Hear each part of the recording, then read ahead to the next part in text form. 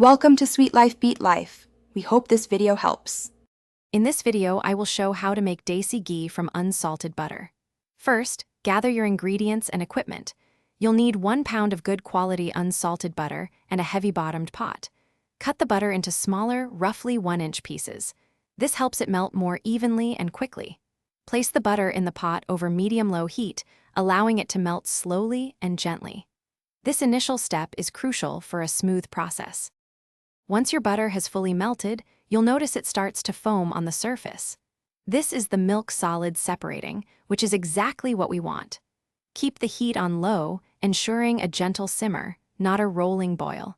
Stir occasionally to prevent anything from sticking to the bottom. This simmering phase typically takes about 10 to 15 minutes, allowing the water to evaporate and the solids to cook down. As the ghee continues to cook, the foam will gradually disappear, revealing a beautiful, clear golden liquid underneath. You'll see the milk solids turn a lovely golden brown and settle at the bottom of the pot. This is your cue that the ghee is almost ready. The distinct nutty aroma will fill your kitchen, signaling the transformation from butter to pure ghee. Be sure to watch it closely during this stage. Once your ghee is perfectly golden and clear, remove it from the heat immediately to prevent burning. Carefully pour the hot ghee through a fine mesh sieve lined with a few layers of cheesecloth into a clean, heat-proof jar.